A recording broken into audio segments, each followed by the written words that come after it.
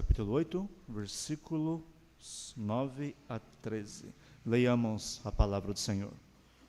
Ora, havia certo homem, chamado Simão, que ali praticava a mágica, iludindo o povo de Samaria, insinuando ser ele grande vulto, ao qual todos davam ouvidos, do menor ao maior, dizendo: este homem é o poder de Deus, chamado o grande poder.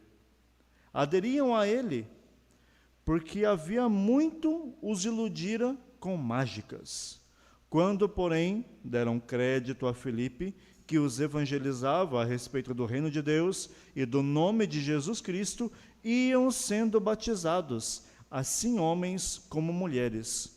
O próprio Simão abraçou a fé e, tendo sido batizado, acompanhava Filipe de perto, observando extasiado os sinais e grandes milagres praticados. Oremos mais uma vez, irmãos.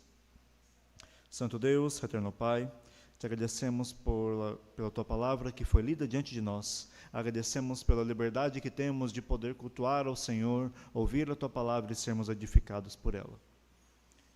Usa a vida de teu servo essa noite para ministrar ao coração de seu povo. É o que te pedimos, em nome de Jesus. Amém. Magia alguma não poderia tirar a paz desse meu novo ser. Se você é um cristão do rock, já com um pouquinho mais de idade, talvez você conheça essa música da banda Oficina G3, do seu primeiro CD. Ou então, se você é um pouquinho mais clássico, talvez você conheça: não há ferrolhos nem portas que se fechem diante de sua voz. A doença, a culpa, que fiquem de pé diante de nós. Talvez, se você é um pouquinho mais moderno ainda, talvez você conheça aquelas igrejas com fumaça, com luzes, né? Que cantam aquelas músicas como, por exemplo, a perseguição não parou a igreja, né? O Coliseu não parou a igreja, os leões não pararam a igreja, né? De fato, Deus é soberano sobre todas as coisas, até mesmo sobre os demônios e todos os poderes sobrenaturais. E Deus também decide o que faz com você. E Deus também decide o que faz com a sua igreja, a qual você faz parte. Como você tem enxergado a condução de Deus na sua vida, no seu ministério, na sua igreja? O tema de nosso sermão essa noite é a supremacia do governo de Cristo.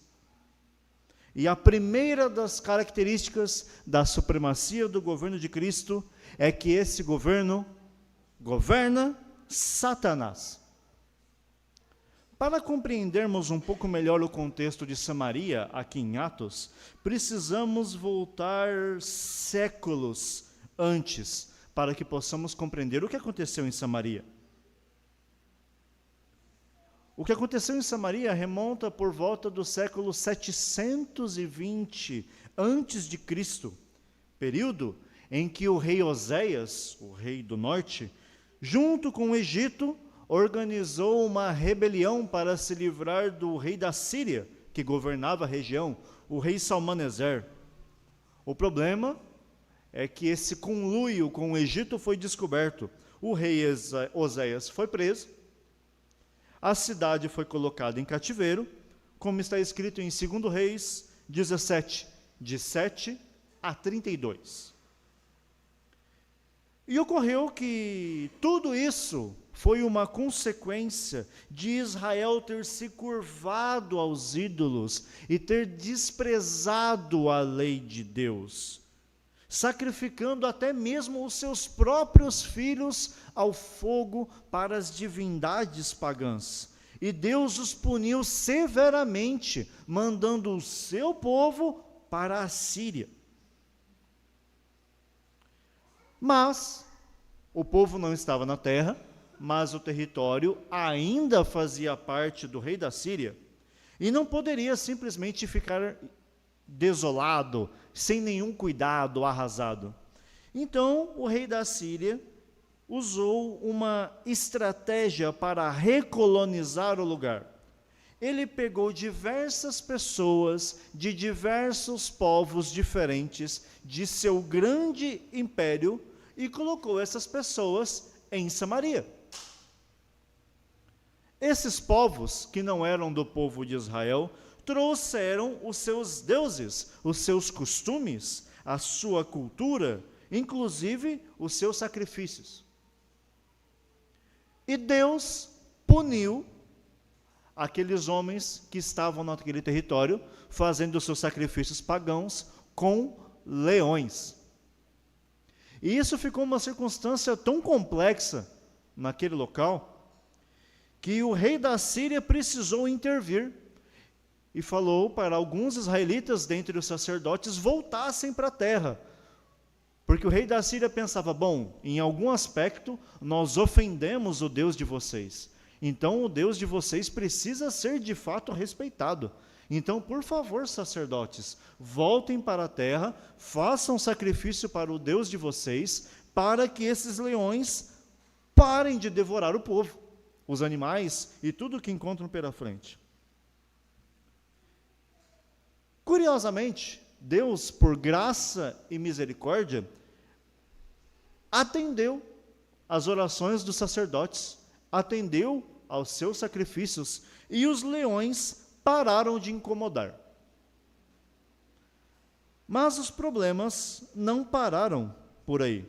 Por mais que os povos daquela região, que estavam misturados com Samaria, começassem a temer o Deus de Israel, eles não abandonaram os seus próprios deuses. Então, o povo de Samaria fazia os seus sacrifícios nos montes, enquanto os pagãos faziam seus sacrifícios nos vales. E o povo de Israel, os seus sacerdotes, fazia sacrifícios em prol dos pagãos, ao mesmo tempo que os pagãos faziam adivinhações, agouros e alguns serviços de feitiçaria, até mesmo para o povo de Israel.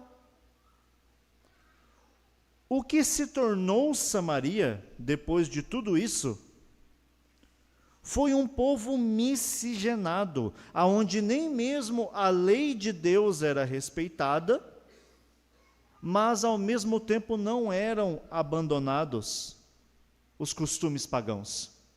Começou-se uma mistura de religião em Israel. Não que isso não existisse antes, o povo de Israel sempre foi muito confuso quanto a acreditar no Senhor, mas as circunstâncias só pioraram. E o que nós podemos aprender com essa breve história é que Deus disciplina o seu povo, e muitas vezes essa disciplina é dolorosa, como uma expulsão da terra prometida, ou como pode ser o nosso caso hoje em dia, Deus pode acabar tirando você da comunhão por um tempo, ou passar por um processo de disciplina que seja doloroso. E talvez nesse processo você até se afaste dos caminhos do Senhor. Mas Cristo jamais abandona totalmente os que são seus, e usa até mesmo de ímpios para trazer o seu povo de volta para o seio do descanso nele. E nesse processo de trazer de volta, pode ser que sejamos provados novamente pelo Senhor. E nesse processo de provar novamente, espera-se que você se saia melhor que o povo de Samaria. E eu estou dizendo isso porque conforme esses mais de 700 anos se passaram até o período de Atos, a miscigenação se tornou cada vez mais profunda e o povo de Samaria se afastou completamente do caminho do Senhor, se casando com os pagãos, desprezando a lei, consideravam apenas o Pentateuco como lei de Deus e continuaram a prestar culto a divindades pagãs, como o povo dos dias de Oséias. e se envolveram cada vez mais em questões místicas, sobrenaturais, e foram constantemente reprovados diante de Deus. Mas independente da reprovação e da disciplina, Deus não os abandonou totalmente, como nós veremos ainda hoje. E quando vocês pegam um homem chamado Simão, um nome judaico, ser um praticante de magia, se o povo de Samaria realmente fosse fiel à lei de Deus e vivesse de acordo com o Antigo Testamento, sem as leis, sem a vinda de Cristo, o mínimo que eles deveriam ter feito é ter apedrejado Simão. Porque essa era a punição dos magos. Mas além disso, além de ser tolerado, ele iludia o povo da cidade com grandes manifestações de poder, a ponto de julgarem que ele era alguém poderoso. Simão não era um estrangeiro qualquer, ele era alguém de Samaria, do povo de Deus, e havia abandonado o culto racional e misturado o culto ao Senhor com diversos misticismos, ecumenismos, e o povo cria nele. O povo de Samaria, por mais que em algum momento da sua história tenha sido o povo de Deus, vivia de maneira ímpia, tão ímpia quanto os romanos.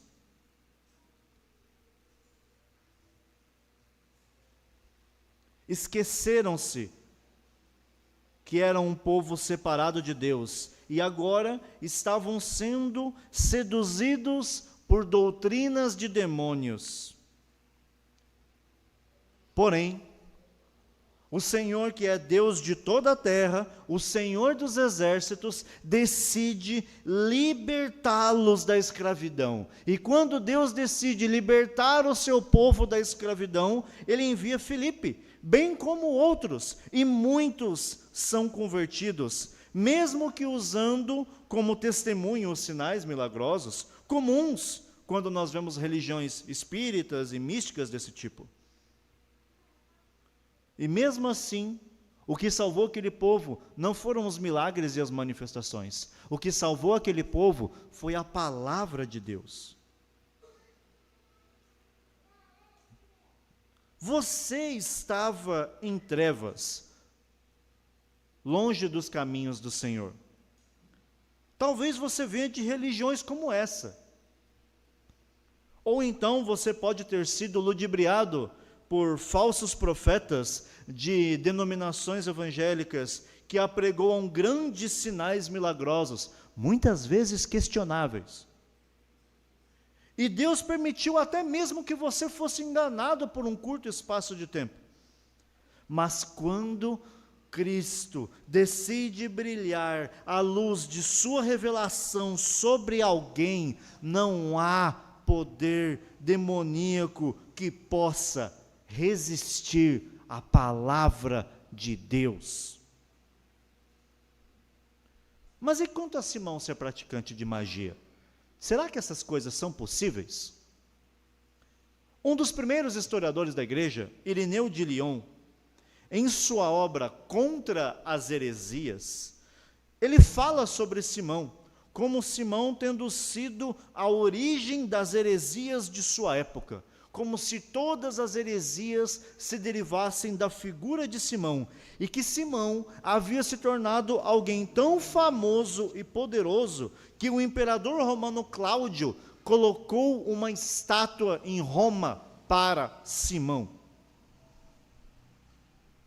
E dentre os atos blasfemos praticados por Simão, estava o fato dele ter comprado uma prostituta fenícia, que se chamava Helena, e levava essa prostituta por onde ia, e chamava essa prostituta de seu primeiro pensamento.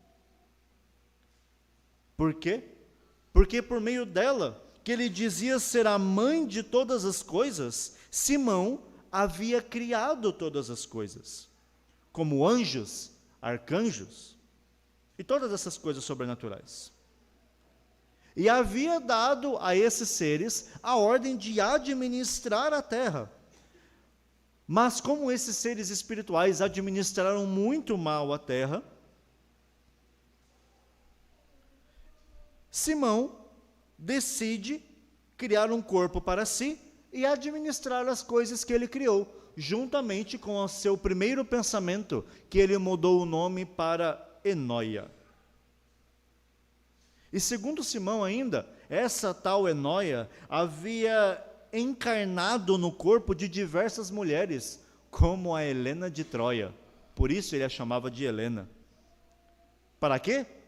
Para fugir dos seus filhos, anjos e arcanjos, que viviam perseguindo e maltratada, até que Simão, pelas suas misericórdias, salvou a sua esposa. Uma vez em posse da sua esposa, ele havia jurado livrar o mundo dos anjos que haviam corrompido o mundo, por conta da sua má administração, e governar o mundo com equidade.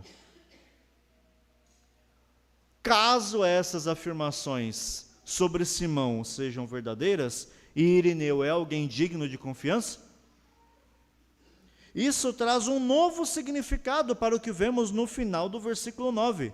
Simão, no ápice da sua loucura, acreditava que era o próprio Deus. Irineu ainda vai mais longe e afirma que Simão deu origem a uma ordem de místicos que mais para frente mudou o seu nome para gnosticismo, para fugir da perseguição e apagar o seu passado absurdo envolvido com mitologias gregas e coisas afins.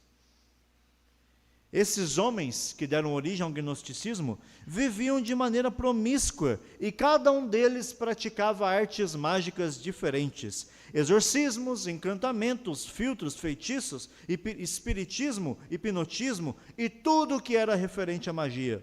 E associavam Simão como se Simão fosse Zeus e a Helena como se fosse Atena, e adoravam a figura de Simão e de Helena. Mas será que essas práticas são possíveis? Há diversas interpretações diferentes para o conceito de magia em diversas religiões diferentes. Mas o contexto aqui, e a palavra que Lucas usa, a palavra para magia, mageio, que é basicamente magia, escrita praticamente igual, é um verbo que só aparece uma vez em Atos. E nas outras passagens do Novo Testamento aparece apenas 8 vezes. E isso significa que é algo que não é quisto do cristianismo, que não faz parte da fé cristã. Mas não significa que não exista. Significa que é repudiada pelo povo de Deus. E muitos definem a magia como se aproveitar de forças ocultas e espíritos para provocar efeitos sobrenaturais. A palavra para magia no nosso texto é diferente da palavra de feiticeiros em Apocalipse.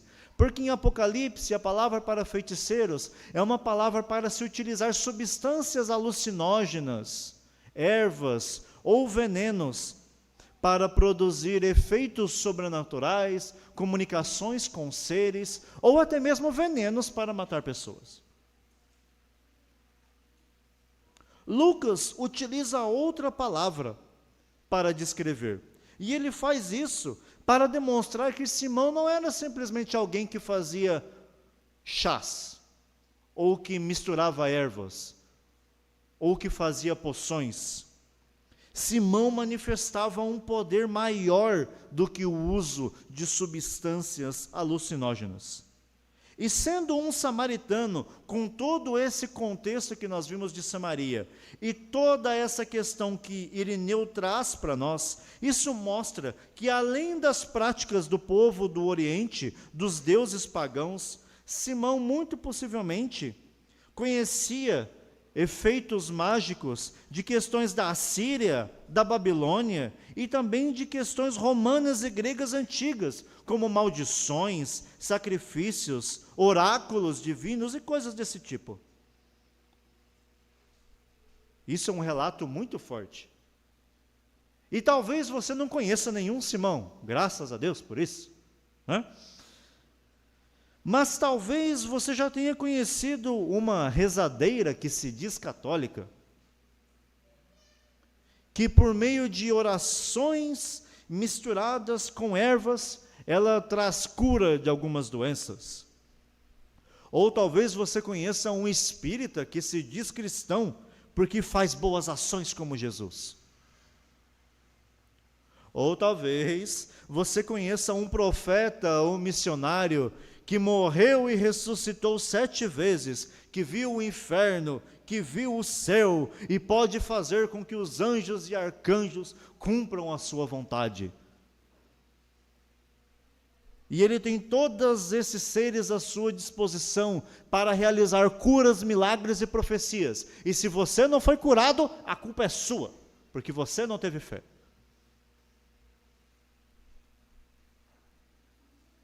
Talvez você tenha ido a uma cartomante em alguma vez da sua vida para descobrir o seu futuro, feito um mapa astral. Ou então você foi a um culto de revelação e teve toda a sua vida descrita diante de um estranho. Talvez você tenha sido ungido em algum momento com a promessa de receber um grande poder. Ou talvez você tenha tomado chá de ayahuasca, não sei. Tudo isso são elementos semelhantes. E esse tipo de gente não é diferente desse personagem bíblico. O que significa 2 coisas. Essas pessoas são totalmente impotentes diante de Deus, assim como Simão se tornou impotente diante do verdadeiro poder de Deus. E também que essas pessoas, além de serem impotentes diante de Deus, elas podem ser totalmente transformadas e libertas desses enganos, assim como você está aqui hoje também foi.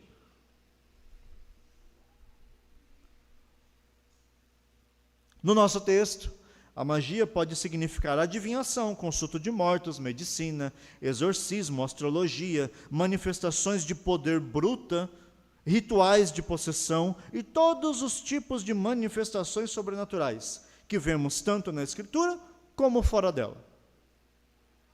Por isso que Simão é tratado como o grande poder de Deus. E levado em conta que a palavra para mágica está no plural no versículo 11, significa muito possivelmente que Simão sabia fazer todas essas coisas. Simão muito possivelmente realizava grandes maravilhas entre o povo de Samaria, ao ponto de ser considerado como Deus. Tudo isso por meio da ação de Satanás. Simão, tendo em vista todos esses relatos, podemos dizer que foi um dos primeiros inimigos da fé. E talvez, para o período de Irineu, a origem das heresias daquele tempo. O texto nos diz que todos davam ouvidos, mas dizer todos não foi suficiente para Lucas. Lucas diz todos, do menor até o maior. Lucas está dizendo que muitos seguiam a mensagem e as maravilhas que Simão fazia, desde as crianças até os mais adultos. Ao ponto dessas pessoas dizerem: é chamado o grande poder de Deus. E a palavra para poder que Lucas usa é a palavra dunamis, uma palavra que ele repete muitas vezes em Atos. E essa palavra não é qualquer poder. Essa palavra significa a manifestação de poderes sobrenaturais, em diversos aspectos diferentes. E é muitas vezes a palavra utilizada para falar da manifestação do Espírito Santo na vida dos apóstolos. Simão não era considerado um mago qualquer, um profeta qualquer. Ele era considerado o próprio poder de Deus. Aquelas pessoas assumiam que Simão podia ser até mesmo o Espírito Santo encarnado. E os samaritanos tinham o costume de esperar por um Messias, que eles tinham outro nome, Taeb. Talvez eles acreditassem que Simão era esse homem. E se Deus não tivesse agido com misericórdia com os samaritanos e enviado Filipe para pregar o evangelho do reino, seria muito possível que os samaritanos tivessem sido enganados totalmente por Simão, porque até mesmo discípulos, assim como Jesus ele tinha. Porque é isso que significa a ideia de aderiram. As pessoas tinham Simão em muita conta, a ponto de quererem ser seus discípulos. E se Simão simplesmente fizesse enganações e fosse um grande charlatão, quando seus discípulos aprendessem as suas charlatanices, os seus enganos, eles fugiriam. Eles não seguiriam um enganador qualquer. Mas por meio das coisas que ele mostravam para os seus discípulos, eles o seguiam e não o desprezavam. Elas não estavam simplesmente iludidas, como uma leitura apressada nos faz pensar. A ideia na língua original no grego, para o iludir, é maravilhar, deixar pasmo, atônito, catatônico. As pessoas ficavam praticamente hipnotizadas quando Simão fazia os seus sinais. Estou dizendo todas essas coisas para os irmãos, para que vocês saibam que de fato nós descremos dessas religiões pagãs, místicas, espíritas, religiões de matriz africana ou esotérica, ou qualquer coisa desse tipo. Mas nós não fazemos isso simplesmente porque eles são charlatões, simplesmente porque aquilo não funciona, ou porque aquilo não possui um efeito prático. Nós somos contra, porque a palavra de Deus nos proíbe de tais práticas. Não é simplesmente por um efeito prático que aquilo é descrito, mas sim porque o nosso Deus proíbe. Não é pelo seu funcionamento, é pela autoridade divina. Deus não quer que seus filhos fiquem dependentes de sinais, sejam esses sinais místicos que nós vemos em igrejas evangélicas, ou em igrejas, ou em outras religiões pagãs. Inclusive, o que Deus diz em Deuteronômio 13, é que se um profeta fizer um sinal e prodígio, e esse sinal e prodígio se cumprir, mas esse homem pregar outros deuses, esse profeta deve ser expulso do povo de Israel. Não deve ser crido.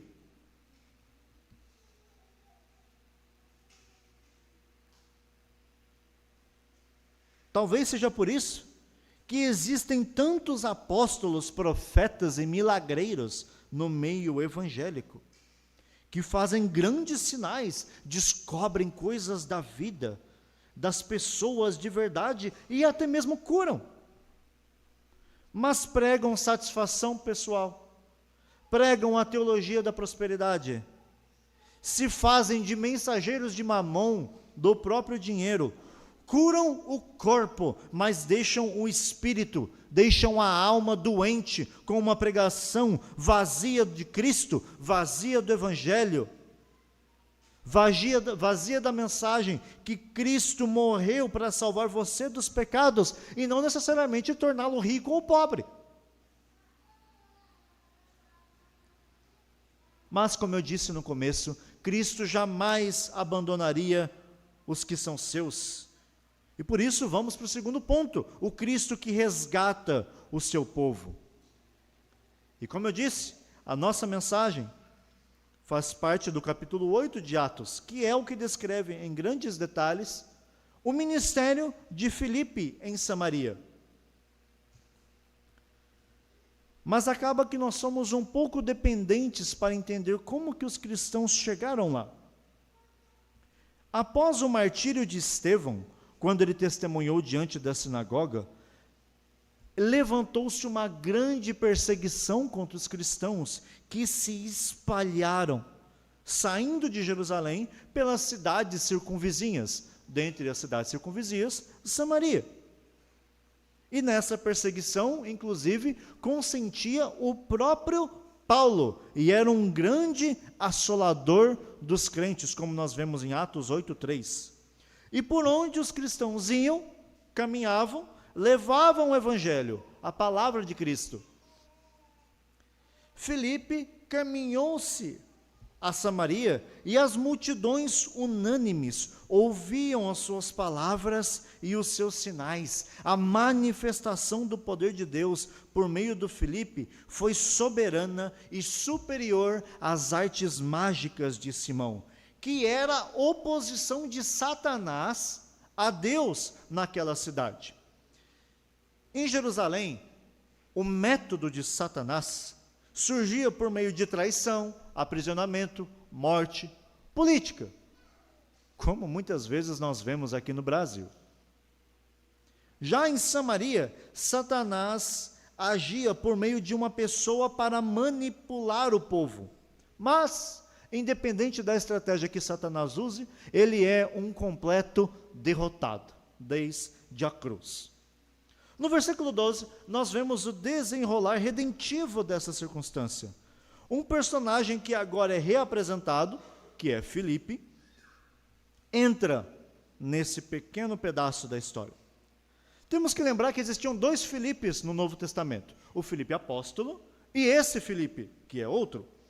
Esse Filipe é um dos diáconos, e além de ser um diácono, ele também possuía 4 filhas que profetizavam, como nós vemos um pouco mais à frente em Atos, nos seus capítulos finais. E nós não sabemos muito mais sobre ele, exceto pelo fato que ele foi um diácono, que ele pregou em Samaria, e que ele tinha 4 filhas. Isso mostra para nós que não só os apóstolos e os seus associados pregavam, mas em Atos 8:4, todos os que foram dispersos anunciavam a palavra de Deus, assim como Priscila e Áquila anunciaram a palavra posteriormente. Filipe era apenas mais um dos que evangelizavam. Filipe era um homem comum, com uma família comum, que exercia uma ordenação comum, dada a todos nós. Filipe anunciava o evangelho, e uma vez anunciado o evangelho, aquilo alcançava o povo e as pessoas eram batizadas. Quando o texto diz deram crédito, Lucas está usando uma das palavras mais fortes para falar sobre crer, que é pisteu, que trata de uma entrega total da vida a algo ou alguém. As pessoas confiavam plenamente em Cristo. Deus está humilhando totalmente a obra de Satanás em Samaria por meio de um homem qualquer. Deus está destruindo séculos de ação demoníaca em poucos dias por meio de uma pessoa comum.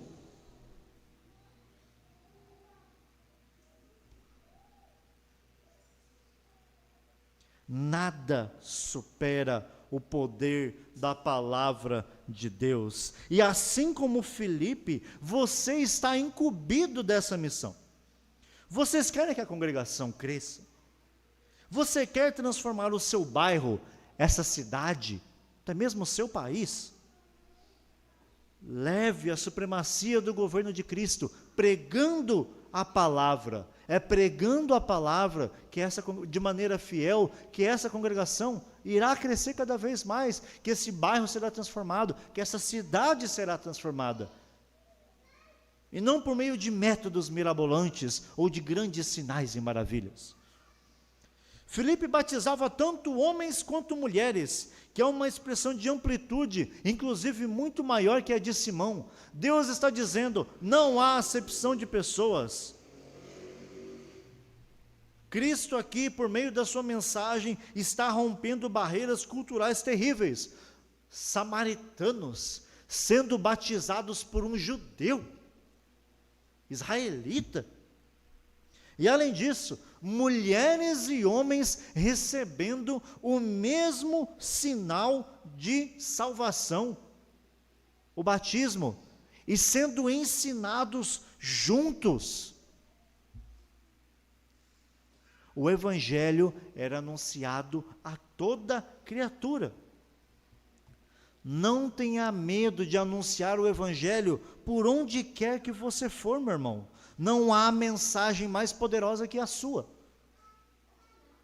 Não há um Deus mais poderoso que o seu. E não há uma pessoa que não se prostre diante do nome de Cristo, seja adorando a Cristo, ou seja sendo derrotado por Ele. Porque não foram os milagres que levaram o povo a crer em Filipe, ou até mesmo os sinais mágicos que os deixavam extasiados, mas a pura pregação do Evangelho, a mensagem da chegada de Cristo e do reino de Deus é esmagadora, mesmo diante de toda a êxtase satânica que pode ser feita. A palavra de Deus leva a salvação por meio da ação do Espírito, e não os milagres e profecias. A fé vem pelo ouvir, e ouvir da palavra de Deus, como está em Romanos 10:17. Não há nada que Satanás possa fazer contra você. Você não precisa competir com as mesmas ferramentas dessas religiões de mistério, e não precisa ter inveja de outras igrejas que dependem de grandes profecias e métodos de trazer as pessoas. Você não precisa competir com as mesmas ferramentas de profetas milagreiros ou de missionários mirins. Porque essas pessoas muitas vezes pregam o Deus do próprio ventre, e não a palavra. Milagres não provam nada. Pregação fiel da palavra, sim. Mudança de caráter, sim. Transformação do indivíduo, sim. É isso que comunica a fidelidade das Escrituras. É o próprio Espírito Santo que transforma, e é essa mensagem que você deve levar às pessoas. Cristo mudou o meu viver, venha e também seja transformado por Cristo. Mas Deus não apenas, como se isso fosse pouco, resgata os que são seus. Cristo também pune os pecadores e ímpios que não se arrependem, pois Ele é o juiz e governante supremo. Por isso, vamos ao nosso último ponto, a supremacia do governo de Cristo, que condena enganadores. O versículo final da nossa passagem traz uma reviravolta impressionante. Esse mesmo Simão que fez todas essas coisas, creu. Inclusive, o verbo que Lucas usa para Simão é o mesmo do povo que acreditou em Filipe. Entregou totalmente a vida. Mas Irineu dá um testemunho muito perverso sobre a vida de Simão. Então, será que Simão creu de verdade? Ou melhor, em que Simão creu? Diversos homens na história da igreja se entregaram em diversas guerras por seus ideais, e morreram por causas como honra, como samurais quando seus daimyos eram mortos, ou talvez Tiradentes, que morreu porque queria pagar menos impostos, para todos os efeitos, resumindo é isso, ou talvez o William Wallace, morto por suas crenças de liberdade. Simão se entregou totalmente à crença, a ponto até mesmo de passar pelo batismo. E seguia de perto Filipe como um novo convertido devotadíssimo. Porque no texto grego também, mais uma vez, Lucas faz questão de dizer que Simão se debruçava diante de Filipe com profunda devoção. Mas se você ler um texto um pouquinho mais para frente, você vê onde estava o coração de Simão. não estava em Cristo, estava nos milagres que Filipe fazia. Onde está o seu coração, meu irmão? Será que o seu coração está nas bênçãos do Senhor? Seu coração está em suas obras? Como Jesus Cristo disse: na verdade vos digo que não me seguistes pelos sinais, mas comestes pão e vos saciastes. Muitas pessoas seguem Cristo por razão errada. Simão era só mais um ímpio, fascinado com o poder e com os benefícios de Cristo. E assim como diversos falsos mestres e profetas, buscando dinheiro dos que são pobres e fracos, e fazem das suas igrejas sinagoga de Satanás. Assim como esses falsos profetas anunciavam um Deus falso, Simão também fazia sinais por meio de ação diabólica. E essas pessoas continuam pregando deuses próprios, longe da Escritura. Como, por exemplo, mais uma vez, a teologia da prosperidade, uma teologia coach com seu sentimentalismo barato e nada da palavra de Cristo. Muitos desses falsos profetas vestem terno e gravata, ou talvez camisetinhas coladas e sentam em banquinhos. Honram a Cristo com seus lábios, mas o coração está longe deles. Assim como Simão, que tinha profunda devoção por Filipe e os milagres. Simão creu verdadeiramente em Filipe e não em Cristo, não na palavra. Simão se batizou, mas por acreditar que aquilo era simplesmente um ritual, assim como diversos outros rituais que ele conhecia. E isso fica mais claro em Atos 8, de 14 a 24, quando Simão tenta comprar o Espírito Santo dos apóstolos e torna-se cego. Simão acreditava que havia confiado a vida a Cristo, mas Cristo não confiava em Simão. Assim como Cristo não confiou nos fariseus. Depois de um tempo, Simão consolidou a sua doutrina e cria ser o próprio Deus e arrebatou para si discípulos por meio de magias e sinais. Mas, quando chegou o que era perfeito, quando chegou a palavra do reino de Deus e de Jesus Cristo, nada mais fazia sentido. Mas Simão não se voltou a Deus, mas sim às coisas que Deus poderia dar para ele.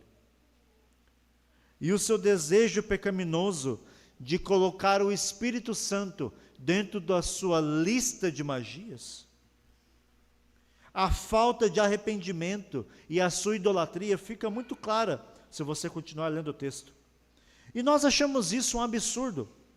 Mas quantas vezes colocamos as nossas próprias vontades, desejos e pecados acima da palavra de Deus, meus irmãos? Quantas vezes fugimos das nossas obrigações como marido fiel, como esposa fiel, como filho que ama seus pais e dá bom testemunho em casa? Muitas vezes negamos servir na igreja, fugimos de toda oportunidade que temos de servir, ou até mesmo ocultamos os nossos dízimos e ofertas, confiando mais na força de nosso próprio braço do que na dependência de Deus. Quantas vezes temos medo de negar a palavra e nos tornamos deuses sobre nós mesmos, adoramos as nossas próprias vontades, o nosso próprio ventre, e negamos a Cristo quando fazemos essas coisas. Simão era como um simulacro satânico de Cristo, e quando nós não cumprimos o nosso papel e negamos servir muitas vezes, embora não na mesma dimensão que Simão, pecamos de maneira semelhante. Mas graças a Deus, pela sua palavra, que aponta os nossos pecados e nos conduz ao arrependimento. Magia alguma é superior ao grande poder de Deus, que é Cristo, o Deus encarnado, que se fez maldição por nós, para que pudéssemos desfrutar do reino de Deus. Não há nenhum poder sobrenatural que possa sobrepujar a fé em Cristo Jesus. E as boas novas do Evangelho devem preencher o nosso coração, pois é o poder de Deus para a salvação.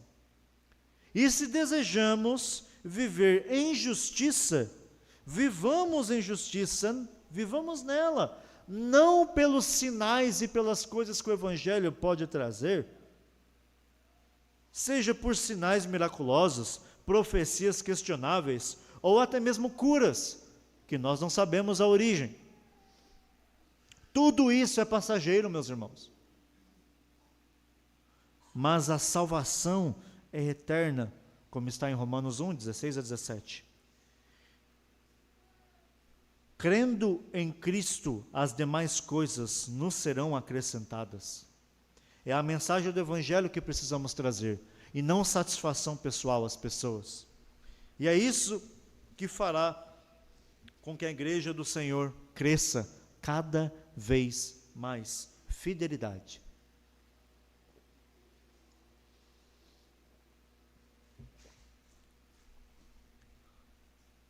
Satanás pode fazer grandes sinais por meio da permissão de Deus.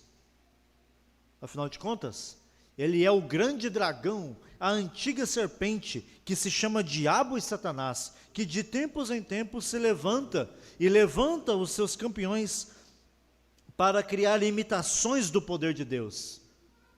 Mas como está em Apocalipse, sobre as bestas que fariam grandes milagres e se oporiam à fé, todos eles são derrotados. E Simão foi um desses. Assim como hoje há falsos mestres, profetas, enganadores, que amam a si mesmo e ao dinheiro. Mas não há poder que se sustente diante da ação suprema, soberana e esmagadora da verdade graciosa e sublime do poder real e palpável que é a mensagem do Evangelho de Cristo. Não são milagres, ilusões, mentiras e devaneios de homens loucos que podem trazer salvação ao homem. Não são poderes sobrenaturais qualquer que pode levar a salvar o homem, mas sim a mensagem da cruz. Anunciemos essa mensagem da cruz sem sermos enganados por qualquer vento de doutrina ou poder que seja manifesto, pois Deus julgará os falsos profetas, bem como aqueles que seguem esses falsos profetas. Sejamos fiéis à palavra, confiando que Deus fará todo o trabalho, porque Deus usa homens comuns, mulheres comuns, todos nós somos pessoas comuns. Deus usa pecadores, porque não há outro tipo de pessoa, só pecadores. Por isso se alegre, você pode anunciar essa mensagem e ser instrumento do verdadeiro grande poder de Deus, independente de quaisquer sinais e maravilhas.